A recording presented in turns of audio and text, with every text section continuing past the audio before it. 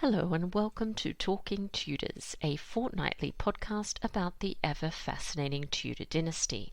My name is Natalie Grueninger and I'll be your host and guide on this journey through 16th century England. Are you ready to step through the veil of time into the dazzling and dangerous world of the Tudor court? Without further ado, it's time to talk Tudors.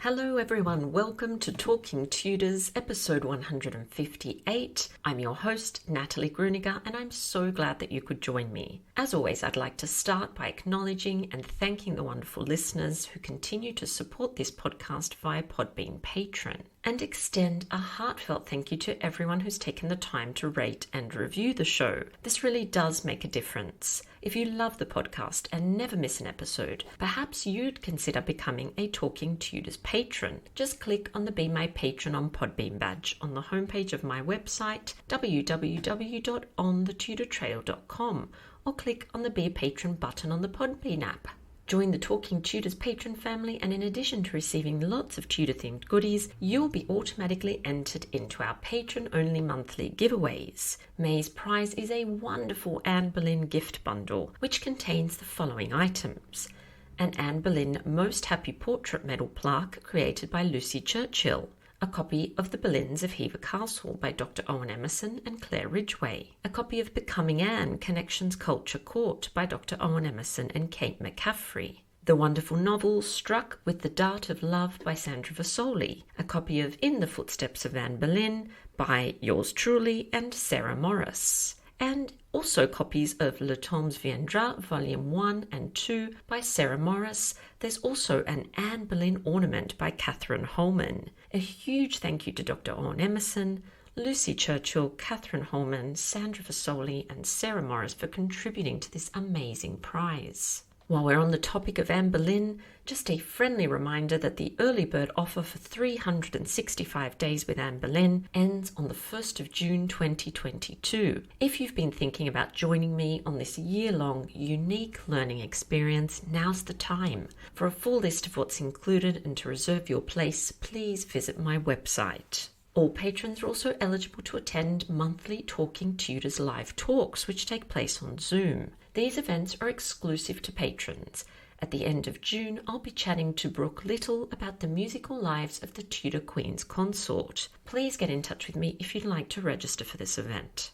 You can also support the podcast and share your love of Tudor history with the world by buying Talking Tudors merchandise. There are a number of designs and products available, including phone cases, mugs, notebooks, and apparel. Check out all the products at talkingtudors.threadless.com. I would love to see pics of you wearing or using your Talking Tudors merch, so please do tag me on social media and use the hashtag #ILoveTalkingTudors. Now, on to today's episode. I'm excited that joining me on the show to talk about Tudor London is Dr. Charlotte Berry. Dr. Berry is an independent scholar. Her book, The Margins of Medieval London, was released in February 2022 in the Royal Historical Society's New Historical Perspectives series, published by the University of London Press. She received her bachelor's degree from the University of York and her PhD from the Institute of Historical Research, University of London. She has published articles on the social history of late medieval and early modern London. Our conversation's coming up straight after this short musical break, courtesy of guitarist Jon Sayles.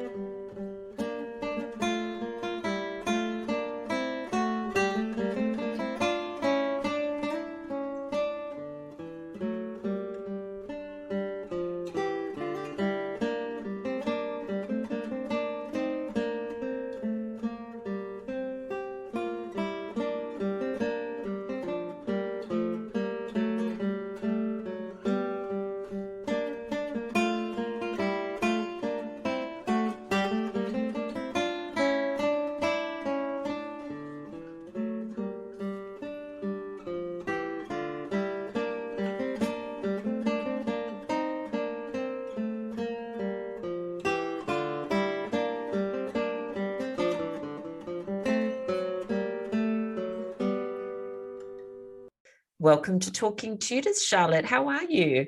Thanks very much. I'm very well this morning. Well, it's my morning, Yeah, it's your evening, I guess. exactly. No, it's all good. So, a good place to begin is just you introducing yourself to our listeners and just telling us a little bit about your background.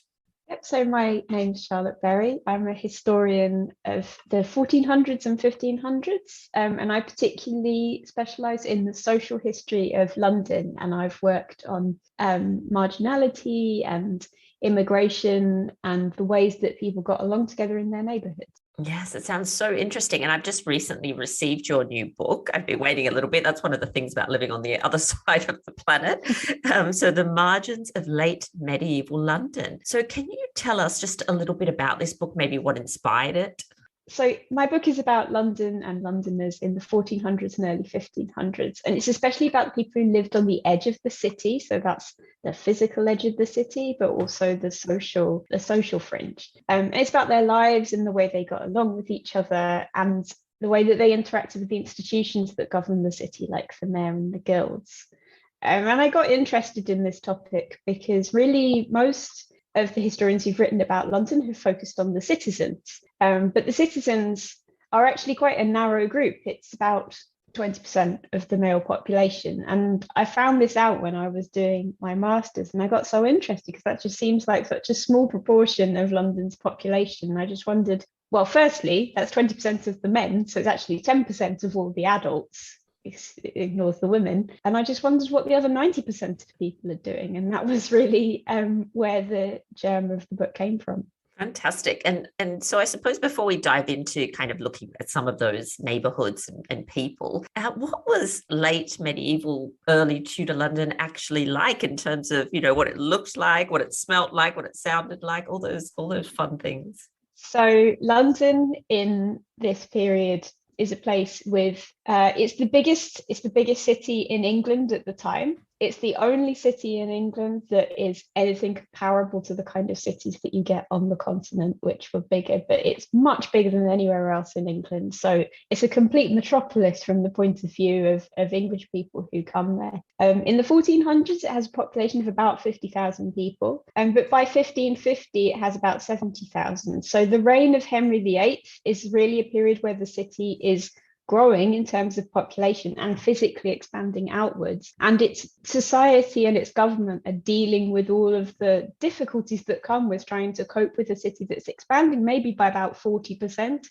in the course of a few decades. One of the misconceptions people tend to have about medieval cities is that because they didn't know about germs carrying disease, that there were these incredibly dirty places and no one cared about it. Whereas actually, I suppose you could say they're dirty places, but people do care about it. It's just that it's a real problem trying to manage that sort of concentration of population. But they do have systems for trying to clear waste. Every ward of the city, every neighbourhood employs people who are there to clear away the waste and dump it elsewhere. But that doesn't mean that the city isn't a smelly place, particularly around areas like butchers' markets. They get particularly gross, you could say, because there's lots of offal and blood and things. And actually, there's some archaeology that's been done of the western ditch of the city, which was really close to the West Smithfield butchers' market. And analysis of the soil there reckoned that it must have been damp for about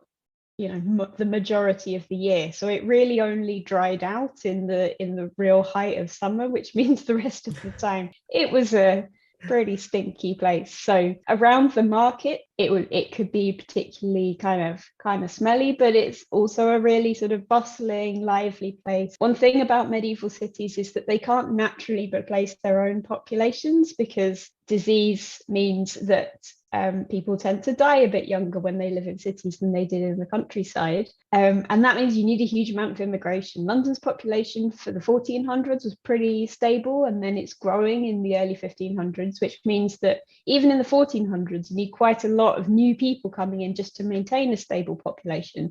Early 1500s, reign of Henry VIII, you've got loads of new people coming in from the countryside to find their opportunities in the city, which means that most Londoners are fairly new. Even people who end up being fairly successful in the city, people who make it to the level of being, say, a common councilman, which means you're involved in the government, or even up to right at the top of the government to the alderman, most of those people will be first or maybe second generation immigrants to the city. So it's a place where lots of people are new and they're trying to find their place in society, and they're trying to figure out how you run a society where things are face to face, because they don't have media in the same way that we do. But how do you cope with that when there's 50,000 people and you can't possibly know everyone like you would in a smaller village? They're constantly grappling with these problems. Yeah, that's fascinating. And I'm so glad that you mentioned about clearing the waste, because I think that's one question that people constantly ask and are curious about. We have this image of, and you've probably seen it in films and things, opening the top window and chucking your bucket of waste out onto the street on top of someone's head, walking down below. Like, did you find any evidence of that? And how did people get rid of human waste at this point? Did you come across any evidence for those things? Well, you certainly could open your top window and throw a bucket down into the street, but your neighbours would have means to complain about that, right, rightly so. So there are lots of different kind of systems that go on for managing waste. So people do dump waste in the street, and the wards employ rakers and scavengers, which are the waste removal people of their time. The rakers are really there to sweep things up. And the scavengers are doing a similar job, but their name suggests they're probably trying to find anything valuable that you can recycle from that. In terms of human waste, most houses will have a cesspit built into their back garden. And if you are a poorer person and you live in a little alleyway where there's lots of small little cottages grouped together, you might be sharing one communal privy which goes into a cesspit. There are public toilets in London, by the way. Dick Whittington, who was a real mayor of London, but British listeners may know that he's also a pantomime character.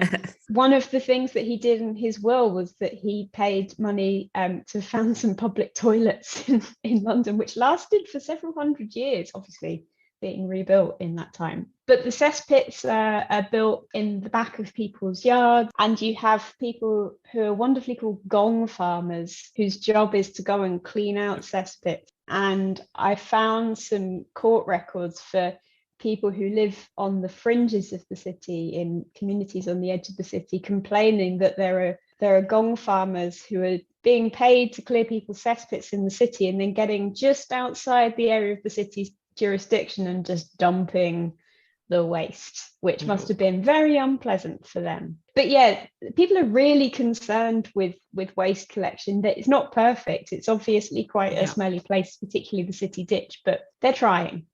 Yes, I think that's the main thing, because I think there's this idea that people didn't care about personal cleanliness, about, the cleanliness of their house. And I do think that's a bit of a misconception. So that's great. So if I was taking a walk around, early Tudor London, what are some of the places and the features that I might come across? So if we start at the edge of the city, we'll start in the east at Aldgate, which is one of the major gates of the city. It's set into the wall of the city. The city has defensive walls in this time, albeit that London doesn't seem that bothered about its defences. It might look, if you're standing outside Aldgate, a little bit shabby, a little bit like it could do with some repairs. And this gate of the city is at the end of the major road that runs from London to Colchester. It's an old Roman road going out into Essex. And it would be an incredibly busy place. There's lots of cart traffic coming backwards and forwards. London's really interconnected with the economy of the region in which it sits. So Londoners constantly travel in and out to get goods, and people bring their goods into the city to be sold. So you're stood looking at this quite impressive gate into the city, and you're probably being buffeted around by people and carts wanting to get past and get in. As you head into the city, one of the things that you would notice is that there are so many parish churches in the city. London, within its walls, is about a mile or so squared, but it has over 100 parish churches.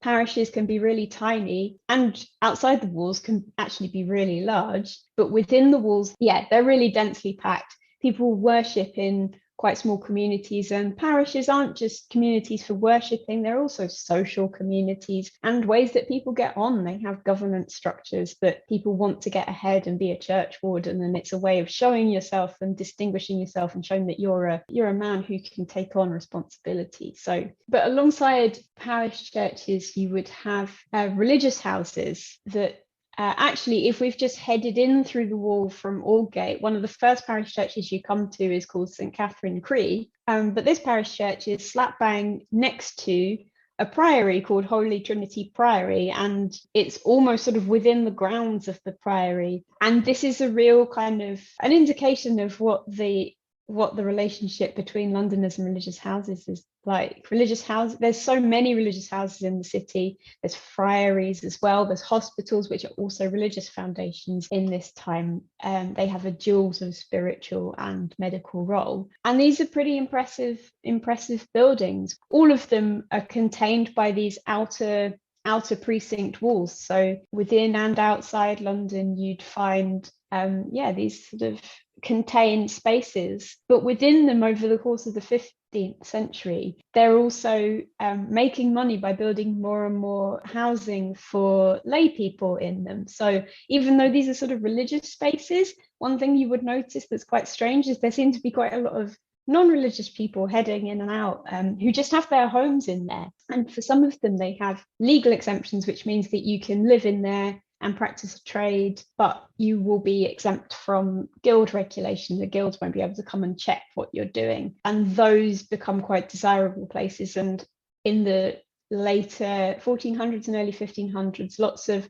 religious houses and hospitals are trying to get more and more legal privileges for themselves, because it's a good way of attracting tenants, and tenants means rent, and you make your money that way. Another really important thing you would notice as you walk around are the markets, and these still tend to take over whole streets. Some of them, like the Leadenhall Market, have a dedicated structure that they happen inside, but they tend to still be street markets in this period. And the markets are allocated by the type of thing that they sell. So there are two major butchers' markets. Those happen outside the city. They're both called Smithfield, confusingly. There's West Smithfield in the west and East Smithfield in the east. And these are really important places because the city loves to eat meat, and they're outside the walls, partly because it's kind of, we've already talked about how unpleasant it is to be near a butcher's market, but also because these are the ends of the routes of people bringing their cattle and sheep and pigs into the city. So you have all these sort of transport routes of animals coming towards the city for slaughter, and butcher's markets are a really important way in which the city feeds itself. And within the city, you'll then have other markets that are allocated for different kinds of goods at different times of day. But you'll also notice as you walk around that there are mainly women walking door to door who are known as hucksters, who are selling things. And they would have got up early in the morning, gone to the market and bought things, and then they'll go door to door and sell that on, maybe a little profit to them. The city complains about them constantly, but it must have been quite convenient to people. If you have markets that happen at very restricted times of the day and sell specific things, it's really quite handy having someone come to your door and say, look, I've already been, so do you want to buy this? And you might pay a little bit more, but it's the convenience of getting it. The city's sort of really impressive two buildings as we get into the centre of the city, I suppose, is St Paul's Cathedral, which is on the same site as the present St Paul's Cathedral, but is actually larger than the present St Paul's Cathedral, with a spire that's much taller than the dome of the Christopher Wren's post-Great Fire Cathedral. So it's a huge, impressive Gothic building which would completely dominate not just the city, but also you'd be able to see it for miles and miles around. There'd be nothing as tall as that. And the other major building at the centre of the city is the Guildhall, which is just a few streets away from St Paul's Cathedral and still exists, although it was heavily bombed in the Second World War. But it's the city's centre of civic power. It's called the Guildhall, but it's really the meeting place for the mayor and the aldermen and all the courts that take place. The sheriffs of London and Middlesex sit there. So it's really the centre of government and the legal system in London. And I should mention, because I've forgotten them, all of the guild halls of the individual guilds as well. There are many, many guilds that regulate trade in London at this time, and they all have, by the 1400s, they've all got their own halls where they socialise, where they hold their meetings and their courts for regulating their trade. And those dot all around the city. In this period, people still tend to be members of the guild for the trade they practiced. That by the later part of the 1500s, that wasn't the case. So people would just join a guild because it meant you got citizenship and it didn't really matter what you're doing. But in this period, people still tend to practice. If you're a fishmonger, you join the fishmongers guild. They're also changing in this period, so they start calling themselves companies rather than guilds, and they become much more hierarchical. This is a thing that's happening over the period, is that if you're standing outside a guild hall in the early 1500s, you might see liverymen coming and going, and they'll be wearing their special dress to go into the hall, but they are distinguishing themselves from the other members of the guild who are just known as freemen.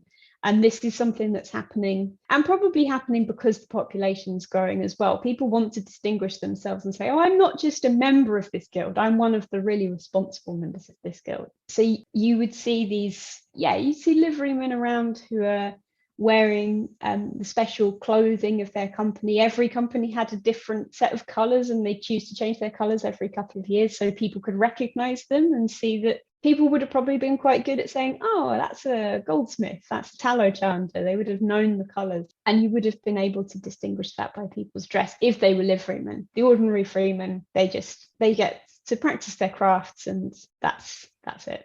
Wow, I'm trying to imagine everything as you're speaking. It sounds like you visited medieval and Tudor London, Charlotte. That's wonderful. So I'm thinking, okay, so about 1 mile square, there's all these different buildings, there's dwellings, there's lots of people, up to 70,000 you mentioned by the middle of the 16th century. So I'm thinking it's quite crowded. Were there many open spaces and gardens where people could kind of get that green space that we love so much today? Yeah, that would have been a major difference, I think, between a city today and a late medieval or an early modern city, is that green spaces are really important. And this is the simple fact that not only do you need green spaces for recreation, absolutely, but also you need them for very, very practical reasons as well. People need to grow food near to the city. There's lots of market gardening that goes on. And also, as I've mentioned, you have these suburban butchers markets. Well, you need somewhere to put the animals before they come to the butchers markets. So there's lots of pasture land around. In the kind of the late 1300s in London, if you look at the records for that, particularly if you look at the records where people were having disputes about buildings, you can see they mention gardens a lot, both inside the walls and outside the walls. So in the late 1300s, it seems like there's quite a bit of that green space happening within the walls of the city. But when you look at those same records about 100 years later, around the turn of the 16th century, you really find that green space within the walls seems to have disappeared and it's gone outside. But that's not to say that people are still within easy walking distance of green space. The historian Jon Sayles, who was writing in the 1590s, he was quite an old man. He'd grown up in London in the 1530s, and he wrote a history of the city, but a lot of it is just his memories of what it had been like. And he'd grown up during this period of complete physical transformation of London. By the 1590s, London's getting on for 100,000 people living in it, and the city's suburban sprawl has become much more intensified. And he writes longingly of in his childhood going outside Aldgate to buy milk from the cows that were pasturing there, and walking in the fields around there as a way to relax and unwind. But he's writing about this in the 1590s, like this is a bygone era, 60 years before. But those green spaces were really important. And one of the things I found when I was doing the research that's in the book is that there are a lot of garden plots just outside the city, and people pay money, rent garden plots like you might rent an allotment now. So they've got somewhere to do a little bit of market gardening. And some of those people live within the city and come out, and some people live outside the city and have their little garden plot there. And pasture land as well, as I said, is very important. But also there are other economic uses for green space. There's tenter grounds.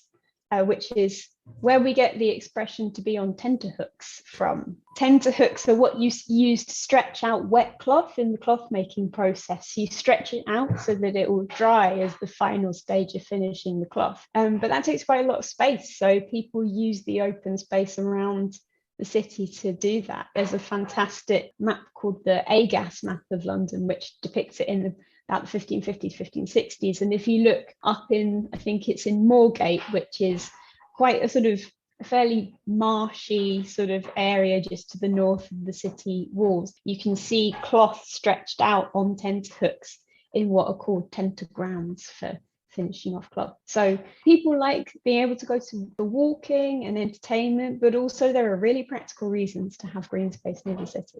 Yes, I love that map. I know the image you're talking about. It's so good. And I love hearing about the origins of phrases that we say, because so many of them do end up being 15th or 16th century. It's so interesting. So in terms of the neighborhoods and the neighborhoods that you researched, so are they neighborhoods or are they parishes? And what places did you focus on and why did you choose those locations? So I focused on neighborhoods that are just outside the city walls. This is because the city has this area outside its walls, which is what's called within the bars of the city. There were bars set across the roads at a couple of 100 meters away from the city walls, which mark the end of its jurisdiction. So the city has these neighborhoods that are not within its defensive walls, but still within its jurisdiction. And these are places that are quite interesting because they're quite different to neighborhoods within the city. They're not as densely populated in most cases. They include the sorts of green spaces we've been talking about.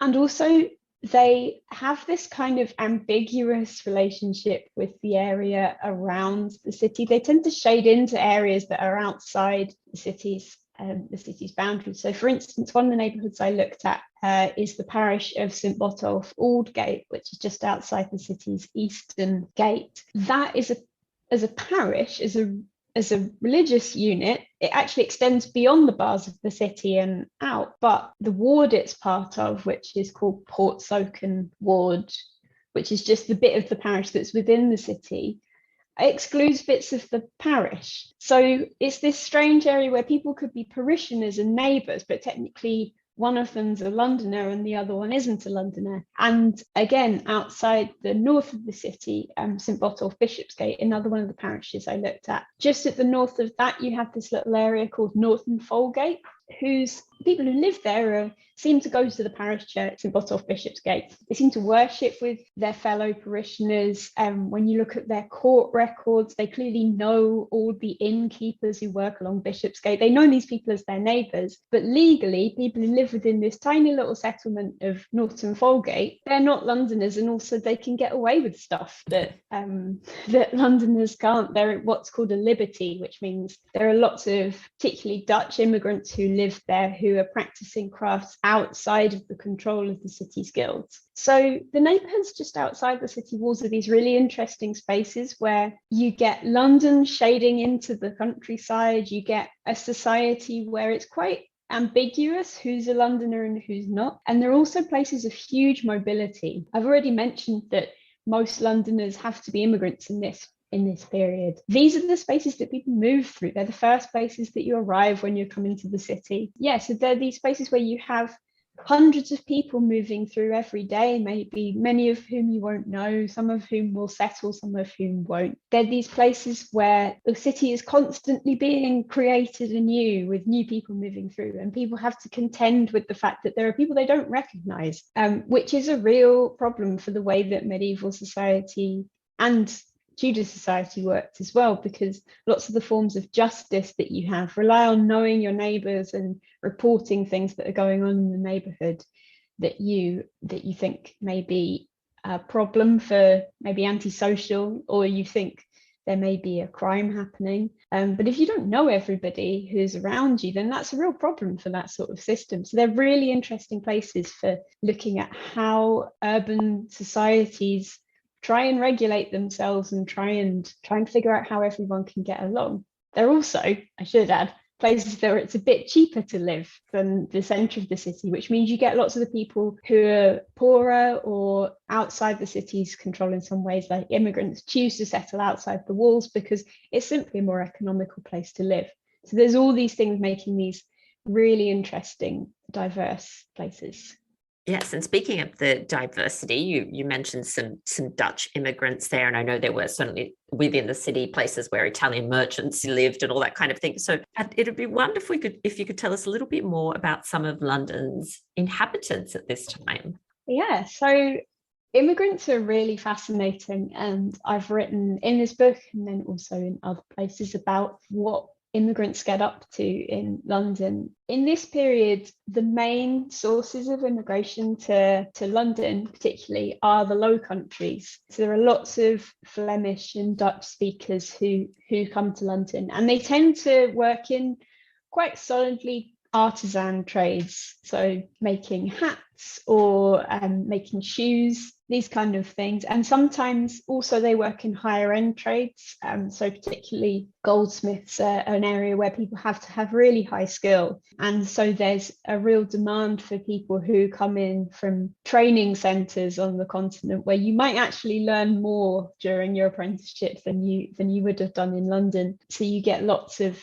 goldsmiths coming in as well who are really high skilled. So that's the biggest group. You also have lots of French immigrants as well, and you've already mentioned the Italians. The Italians are quite a small group, very, very politically important, and we know quite a lot about them relative to others, but they tend to be fairly small, and they also operate on a family basis. So they work as effectively branches of family firms. So you'll have like the Portinari or the Bonvisi, and they will want to have someone in London to talk to the crown, to have aristocratic customers, but they'll often be sending kind of their younger sons out to learn the trade in London, because frankly, it's not a very glamorous posting. So they'll have a sort of, it's quite a small community, but they'll be replenishing it with younger sons and associates. Whereas immigration for other groups, for these kind of more artisan groups, particularly for Flemish and the Dutch, tends to be much more, well, it's not as high profile or as organized for that. People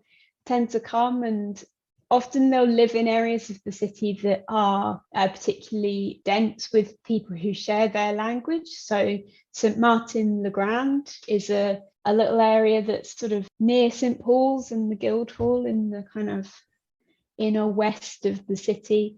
And this is a liberty, as I've talked about, one of these areas that has legal exemptions. Actually, the people who live there are partly felons escaping justice, so people who committed crimes who are trying to escape it, but also lots and lots of Dutch and French artisans live there as well, partly because they can carry on their trade there without being too hassled by guilds, although occasionally they do get very hassled by guilds, and partly also because they liked to live near people who shared their community and their language. I came across a case when I was researching the book of a marriage contract that happens inside St Martin le Grand between a young French-speaking couple, and the witnesses who'd come to see that, you can see they've called them from all over the city, and they're fellow French speakers from the same parts of France as the couple had come from. So it's obviously a sort of centre for people who share a language. Yeah, so immigrants will come. We tend to think that immigrants were probably not intending to settle in the city, but nonetheless, a lot of them tend to end up staying. And actually, probably about 10% of London's population in this period were immigrants from outside of England. So that's quite a high number, really, of non-English speakers who were living in the city.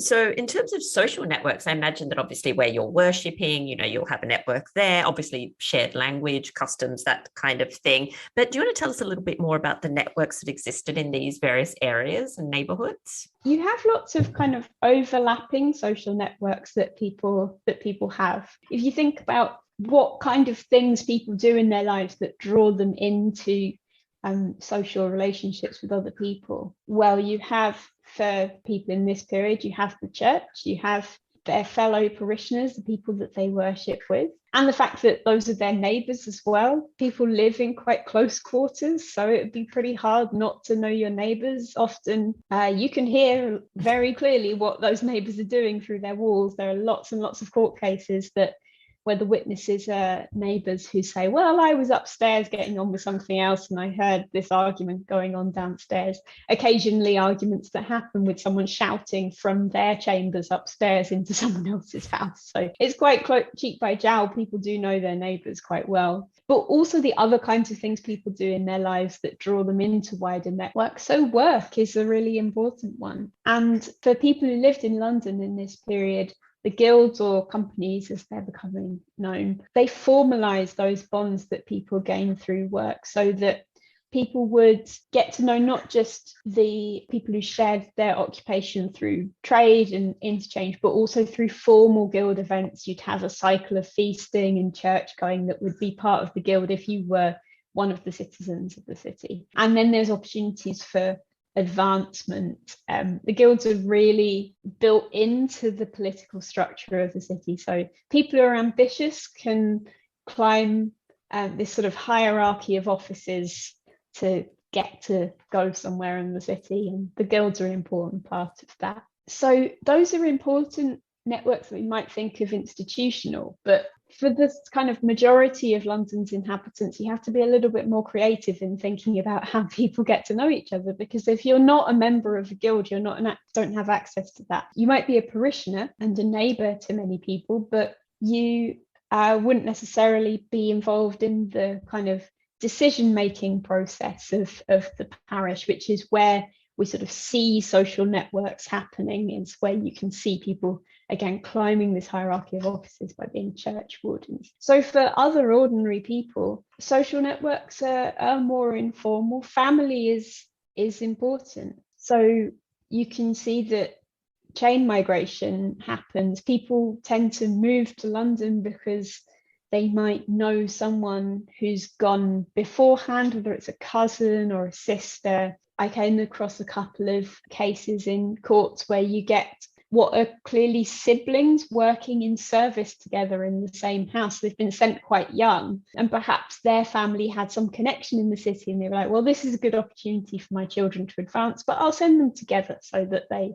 have a kind of a support network there. It's kind of can be challenging to get at people's social networks beyond these institutional ones, but there's a lot of informal socializing that goes on. The ale house would have been probably a centre for socializing, a bit of a raucous and difficult one at times, but it seems to be a place that brings people together. And that's one of the things that the areas just outside the city walls really, that's one of the central functions that they perform for the city, is that they provide spaces for people to go out and have a good time. People seem to come to ale houses there, or to go to cockfighting there, or bowling, hugely important. That's actually typical of Dutch communities, is that they bring a type of bowling with them called cloche, and they set up these clochebaan, these bowling alleys for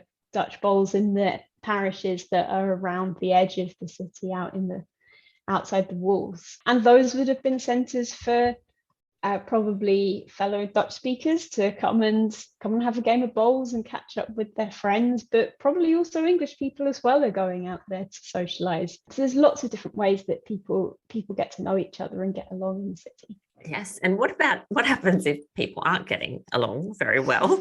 Why might a person actually find themselves excluded from their neighbourhood at this point? Well, it's very easy to find yourself on the wrong side of your neighbours. That's what seems to be one of the things I've found from looking at court records. So the city has these courts called ward moats, which are really local courts. And I call them courts because they are courts, but then probably not courts as we would think of them. There's one for each ward of the city, and it happens at least once a year. And you have a panel of 12 neighbours. You might be more or less qualified for that position. All men, I should add. There's no women involved in this. And basically they get together at least once a year. They get this panel of 12 men together, and the jury then comes up with a list of things that that they feel are problems in the ward that need to be solved. And those problems are really wide-ranging. So it includes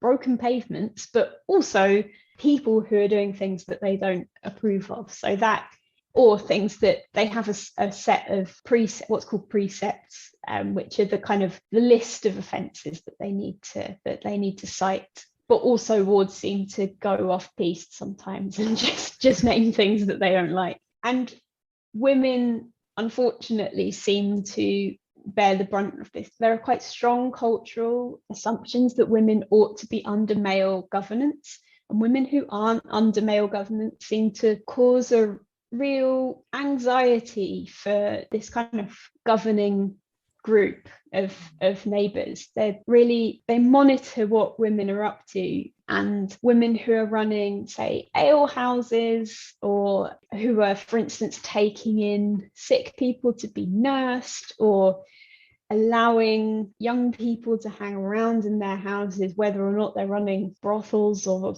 not. These are all sort of sources of concern for these jurors. And sexual misdemeanors are one of the things that really preoccupy local juries in this period. And in the 1500s, particularly the reign of Henry VIII, this concern becomes even stronger. So Cardinal Wolsey goes on a kind of crusade around 1520 to drive sexual immorality out of London and its region. And you can see around this time that kind of moral panic sort of filters down into the sorts of things that people are complaining about in ward moats. So the records that we have, if we think about just sexual immorality, the way that they talk about sexual immorality can be difficult to work out what we might think of as kind of professionalized sex work, so brothels and prostitutes. It's difficult to tease that out from what's just people that they consider to have loose sexual mores. So the word meretrix, which we tend to translate as whore, is kind of a catch-all in the Latin of court records. So it's really difficult to tell how much of what gets complained about is actual prostitution, and how much of it is just people that they don't like having maybe relationships outside marriage, or even just that they are suspicious of them, even whether or not there's actual sex going on. So sexual misdemeanors tend to be an area where people can really run afoul of these jurors, of these sort of men who feel they should be governing their neighborhoods. And if you're a repeat offender, or you're seen as not being kind of contrite enough when you get pulled up on this kind of serious misdemeanor, you can find yourself expelled from the ward of the city and told that you have to leave by the alderman of the ward. You have to go elsewhere. But because you're just being expelled from a ward, the evidence we have sort of suggests people just move to somewhere else. Exactly, yeah. Or just try and move. So if you live outside the city walls, I have a case of a fantastic woman called Agnes Cockrell, who, if people don't read the whole book, I'd really suggest just reading the little bit about Agnes Cockrell, because she's the only alleged prostitute I've come across who tried to take her accusers to court for defamation, even though everyone seems pretty certain that she was a prostitute, or there was something going on. There doesn't seem to be much doubt about that, but she tried to accuse them of defamation. And when she gets expelled from the ward of Farringdon Without, which is a ward outside the city's walls to the west, she just moves right into the center of the city and rocks up and says, "I'm a midwife, can I rent this house?" And the lady who owns the house says, "This seems a little bit suspicious," and goes off to find her former neighbors. And that's how the story comes out of what had happened to her. People who've been accused of being malefactors or antisocial, they try and exploit the fact that you could move within a city of 50, 70,000 people and find an area where you're not known yet. And so you do get people who just try and move around. Eventually, you might find yourself being hauled up in front of the mayor and expelled from the city as a whole, which is probably a more effective punishment, frankly, than expelling people from wards. And particularly accused prostitutes have there's a ritual ceremony that goes on for expelling them. So they're dressed in, I think it's in white robes, and they have to hold a wand, a twig, and they're drawn on a cart. They're put on the back of a cart, drawn through the city streets, so everyone recognizes them, everyone knows them, and they're taken to the gate of the city and formally expelled from there, which is all quite dramatic. Yes, if you imagine this. I was picturing a Game of Thrones scene there as you were talking. Yeah, it's quite dramatic, but it's also interesting to note they're just taken to the city walls and told to leave, even though there's a whole other neighborhood you've got to walk through. This is one of the things, is that the central government of the city seems to think of the city symbolically as the important bit of the city as being within the walls, and they sort of forget about these areas outside. So symbolically you expel prostitutes from the city at the gates, but actually there's still some more city they could just throw away the wand, take off the robe, wander into, and try and find somewhere else to live. So interesting about those courts. So did you get a chance to actually speak up for yourself, or was it were you actually brought there? Were witnesses brought? Do we know that sort of detail? They don't bring witnesses. It's difficult to tell what the procedure of the court is, but we have a fantastic set of regulations that were written up in 1540 by the Ward of Aldersgate, and they set out regulations for how the court was to be run, but also how the jurors were to behave, which sort of suggests they'd had some problems with jurors. There are all sorts of regulations about not wrestling or tearing people's clothes or threatening violence to other jurors. So obviously these could be quite heated occasions, but there is a regulation in there that says that when you have an offender in the court, no juror is allowed to speak up in their favour, which suggests that they do bring some accused people before the court, and that the jurors themselves are meant to try and stay impartial. But one of the things that's interesting about this is that it would have almost been impossible, and you can see why people got into fights and got angry, because these are quite small communities in some cases, and everyone would know each other. Everyone would know the person who's been accused. So it must have been difficult. It must have really tried people's loyalties to, if one of your friends is on the jury and you're accused of something, you might expect them to speak up for you and be a bit upset if they don't. All right. And so, Charlotte, tell us a little bit about the relationship between the City of London and the monarch. So as I've said, London was the biggest city in England at the time, and it's also by far the wealthiest. By the later 1400s, it controls a lot of the woolen cloth trade that goes out to the continent, which means it's become even more wealthy than it used to be. It used to be that trade, which was England's primary export trade, was a bit more diffused through other urban centres like York and Hull, but it's really concentrated by this period on London, which means London has grown even more disproportionately wealthy, which means it's hugely important to the crown. So one thing that's probably quite surprising, I guess, is that people will have heard of the Wars of the Roses and the fact that there's this intermittent civil war going on through the 15th century. And while occasionally that does cause sort of political tensions in London, actually it's in no one's interest to ever sack London or to besiege it, because if you are successful and you do become the monarch, you need the tax revenue from London. You need London's trade to be operating. So clearly London's quite relaxed about this, because as I've mentioned, the city walls are often falling into disrepair through the 15th century. So they're clearly not expecting anyone to kind of immediately invade it. London has a relationship with the crown that's generally quite good, and probably quite well placed compared to other towns, partly because of proximity. The court is at Westminster most of this period, and it means that the mayor and the aldermen are able to, it's relatively close if they need to lobby Parliament for anything. The London companies frequently lobby for royal charters and privileges to assure their economic position. And so it's fairly close, but that's not to say that there aren't tensions and there aren't times when kings try to interfere in the politics of London. Occasionally more in the late 1300s, but you do have instances where mayoral elections get rigged in favour of the king's preferred candidate. And under Henry VIII, Cardinal Wolsey becomes particularly interested in sexual regulation and trying to improve moral standards around London and its wider region. So you do see that this the political temperature of what's happening at the court tends to spill over into London in a way that it doesn't always in other towns. And another really important aspect of the relationship is the tension over immigration, particularly in Henry VIII's reign. And as you get through into the 1520s, 1530s, 1540s, London's clearly experiencing rapid growth of population, and also difficult to tell in terms of exact numbers, but certainly there's a perception that there's more immigration coming from outside of England, coming from the Low Countries. And this really threatens a lot of powerful Londoners. Some of the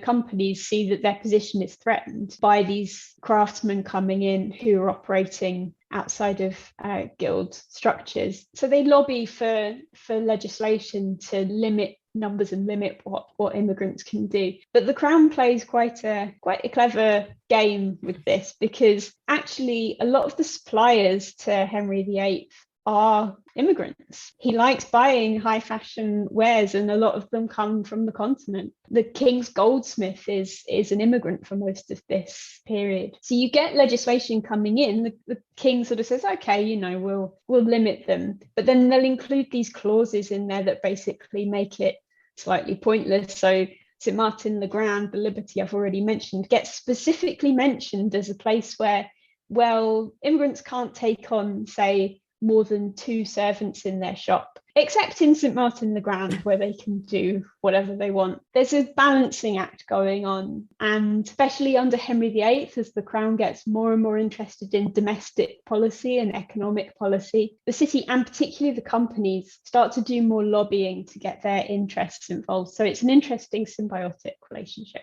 Yes, and I'm just thinking in terms of like pageantry and civic occasions. So coronations, for example, obviously it's a hugely important symbol, being crowned at Westminster Abbey. And is this the city paying for these things, or is it the Crown, or a combination? So the city would throw big pageants for big occasions like coronations, sometimes just royal entries as well. And the king is an integral part of the city's own pageantry cycle, because the mayor goes to Westminster to swear an oath each year to the king. So the city does pay for these big pageants and occasions, and they'll use the city's streets as places to stage music and also plays. So John Lydgate, who was the poet in the early 15th century, he's quite famous for his work otherwise, but he was employed to write, it seems to be a sort of retrospective description of the royal entry of Henry VI. We're not sure if he actually wrote the texts that were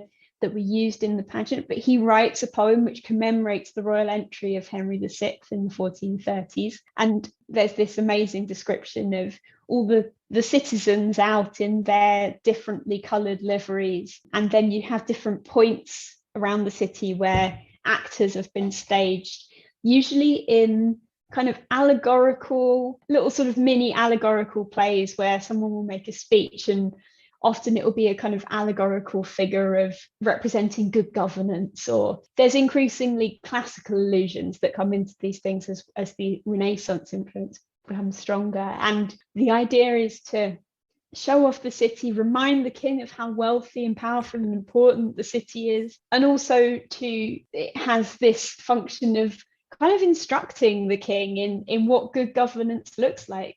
So and the city does pay for these things. They can be very expensive, and by the later 16th century these are becoming increasingly elaborate and onerous, but the city just seems to love putting on a show. Oh, how I wish I could see one of those great shows.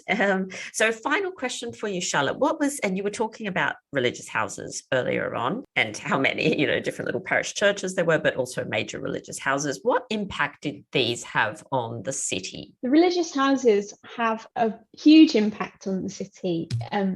it can be a little bit difficult to quantify exactly what this was, but I can't remember the exact number, but there must be at least 20 religious houses dotted in and around the city's immediate environs, which is just a huge number of institutions, especially when you consider that not only are they these walled precinct spaces that take up quite a bit of space in and of themselves, but also are huge landowners outside of their own walls. So the parish of St Catherine Cree, just inside the city's eastern walls, most of the parish seems to have Holy Trinity Priory, which is just within it, as its landowner. And you see wills from people who live in that parish who name the priory's rent collector as one of the witnesses or the executors of their wills. So clearly they know these staff of the religious houses fairly well. They're kind of well-known figures. They're important for spiritual reasons. They're incredibly popular objects of charity in wills. So we see lots and lots of Londoners will leave money to religious houses, particularly the ones that tend to be in their little patch of the city, but also to the 5 friaries. It's quite common to see people leave money to all 5 friaries of London.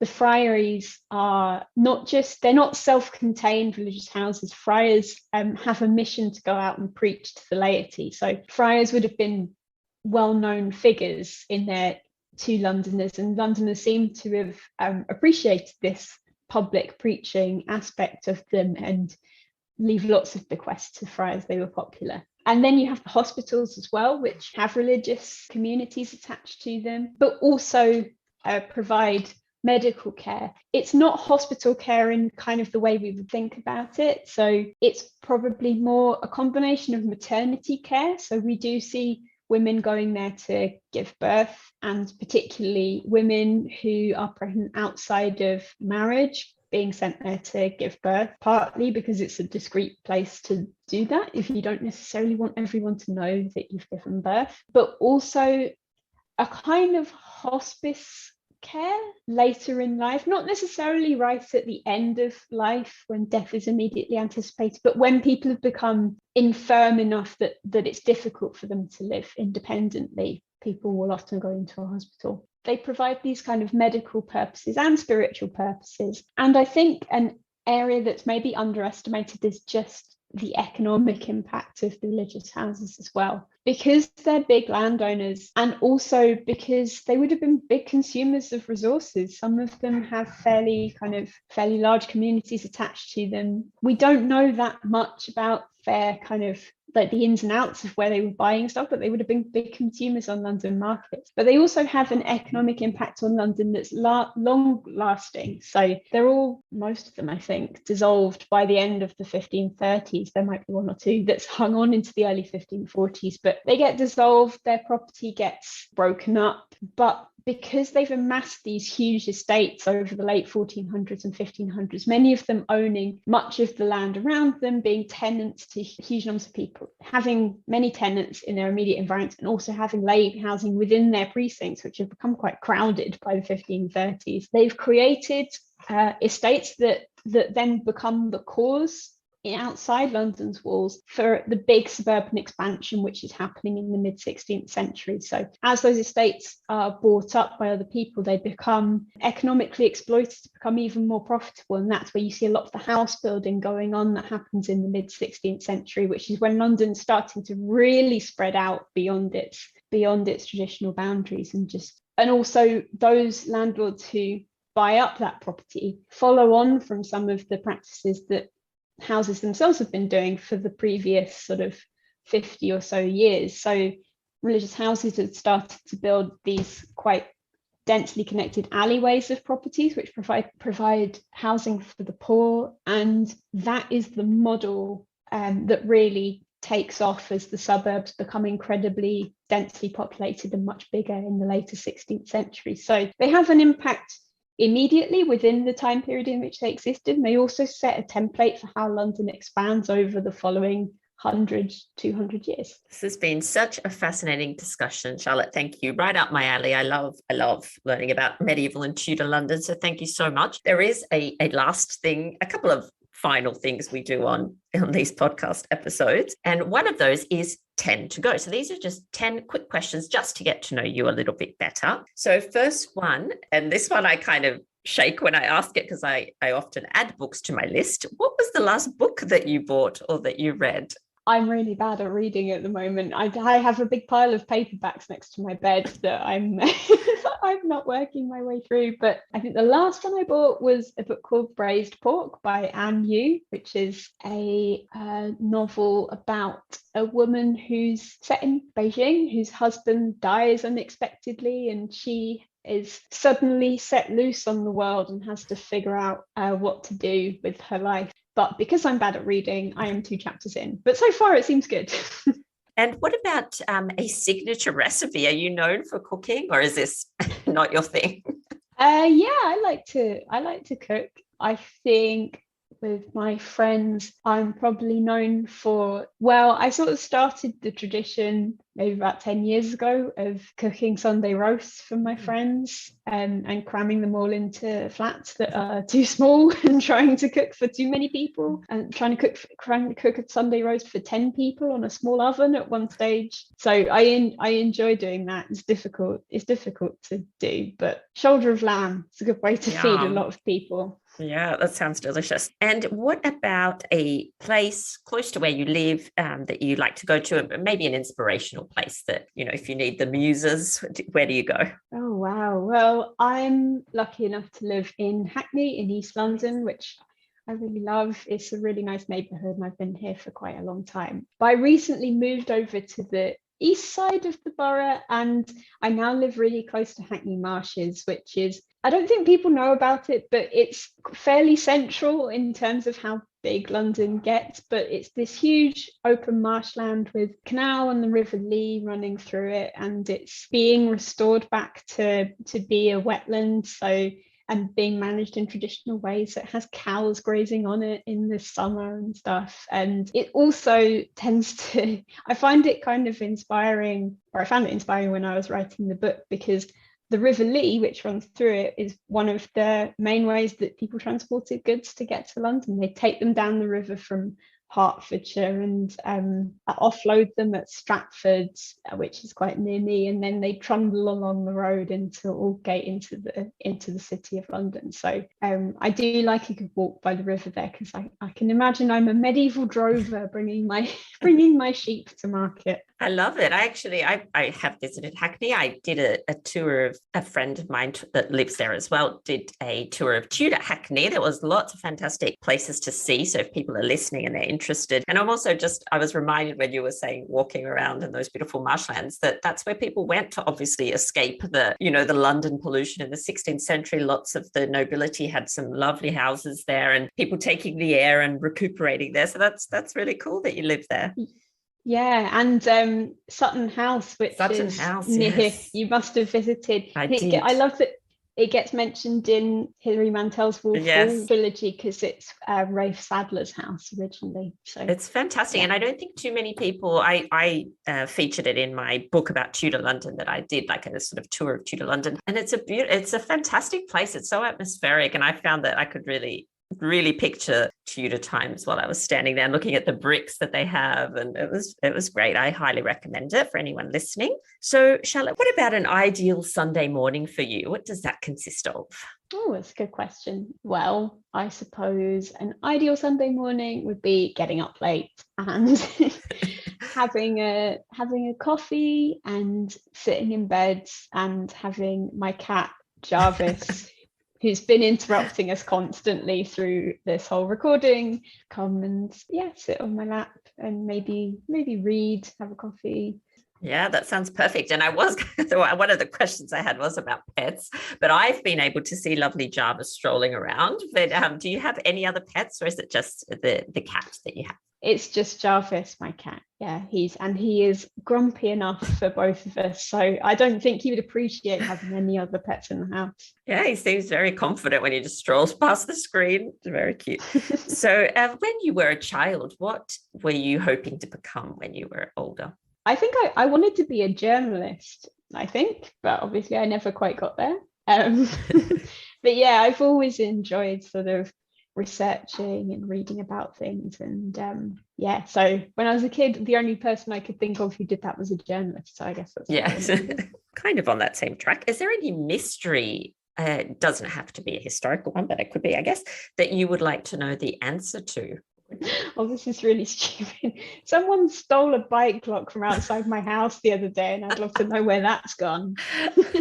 There you go, a modern detective story that you can solve. No, that's all good. Doesn't have to be a big mystery. And last one, something that you're looking forward to this year. I am going to Glastonbury Festival next month, which I'm really excited about. I've never been before, and I was lucky enough to be able to get a last minute spot to go. So yeah, I'm really excited about that.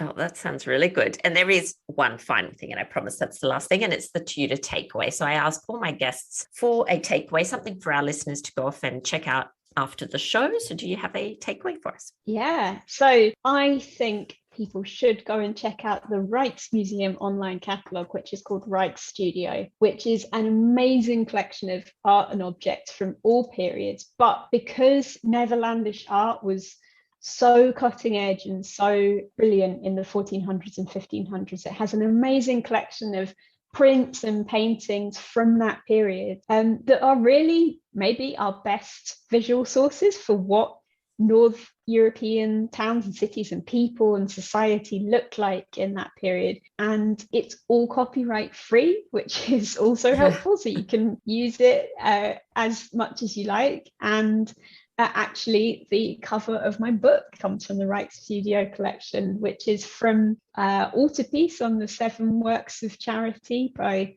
the master of Alkmaar, sort of anonymous. But it's this amazing depiction of the works of charity that people could undertake in kind of that were believed to be things that would help your soul get through purgatory. But they're painted in a way that's meant to illustrate how you would do them in a kind of urban context. So all of these works of charities are set within a medieval town with these sorts of pictures of these sorts of ordinary people that you would help. So yeah, it's a fantastic collection for things like that if you want to get an idea of what the period looks like. And also I mentioned cloche, the Dutch form of bowling, earlier. It helped me find a picture of what cloche looks like, which I don't think actually made it into the book in the end, but I've written some blogs which have that picture in there. So it's an amazing visual source if you want to find out what any aspect of ordinary life looks like. It's a fantastic takeaway, and I won't even tell you how many hours I have spent on that catalogue. That's just a little warning to anyone listening. If you think it's just a quick flick through, no, you'll be there for days, but it's brilliant. Thank you so much. And thank you so much for coming on the show and talking Tudors with us. No problem, Natalie. It's been a pleasure. Well, that brings us to the end of this episode of Talking Tudors. Thank you so much for joining us. I absolutely love to hear from listeners, so if you have any comments or suggestions, or just want to say hi, please get in touch with me via my website, www.onthetudortrail.com, where you'll also find show notes for today's episode. If you've enjoyed the show, please share the podcast with friends and family, and don't forget to subscribe, rate, and review. I also invite you to join our Talking Tudors podcast group on Facebook, where you can interact with other Tudor history lovers and hear all the behind-the-scenes news. You'll also find me on Twitter. My handle is On the Tudor Trail, and on Instagram as The Most Happy 78. It's time now for us to re-enter the modern world. As always, I look forward to talking Tudors with you again very soon.